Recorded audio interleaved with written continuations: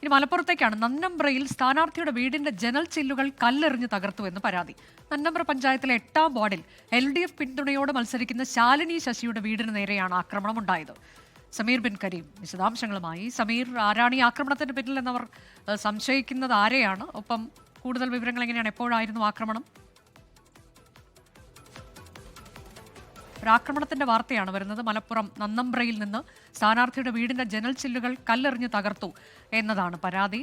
പഞ്ചായത്ത് 8ാം വാർഡിൽ LDF പിന്തുണയോടെ മത്സരിക്കുന്ന ശാലിനി ശശിയുടെ വീടിന് നേരെ ആക്രമണമുണ്ടായി. ജനൽ ചില്ലുകൾ തകർത്തിട്ടുണ്ട്. ആ ദൃശ്യങ്ങളിൽ അത് വ്യക്തവുമാണ്. സമീർ, വിശദാംശങ്ങൾ പറയും. ാണ് തകർത്തത് എന്നുള്ള കാര്യത്തിൽ ഒരു വ്യക്തത വന്നിട്ടില്ല. നന്നമ്പ്ര പഞ്ചായത്തിലെ 8ാം വാർഡ് സ്ഥാനാർത്ഥിയായിരിക്കുന്ന ശാലിനി ശശിയുടെ വീടിന്റെ ജനൽ ചില്ലാണ് എറിഞ്ഞ് തകർത്തിരിക്കുന്നത്. സേവ് നന്നമ്പ്ര എന്ന് പറയുന്ന കൂട്ടായ്മയുടെ സ്ഥാനാർത്ഥിയാണ് ഈ ശാലിനി ശശി എന്ന് പറയുന്നവർ. LDF പിന്തുണക്കുന്ന ഒരു സ്ഥാനാർത്ഥി കൂടിയാണ്. ഇന്നലെയാണ് ഈ ആക്രമണം ഉണ്ടായത് എന്ന് പറയപ്പെടുന്നുണ്ട്. വീടിന്റെ മുൻഭാഗത്തുള്ള ജനലിന്റെ ചില്ലുകളാണ് തകർന്നിരിക്കുന്നത്. ഇതുമായി ബന്ധപ്പെട്ട് ഒരു പോലീസിലും പരാതി നൽകിയിരിക്കുകയാണ്. പോലീസ് സംഭവ സ്ഥലത്തെത്തി പരിശോധന നടത്തുന്നുണ്ട്. ഒരു തരത്തിലും ഈ സ്ഥാനാർത്ഥിത്വത്തിൽ നിന്നും പിന്മാറില്ല എന്നുള്ളതാണ് ഇതുമായി ബന്ധപ്പെട്ട് ഈ ശാലിനി വ്യക്തമാക്കിയിട്ടുള്ളത്.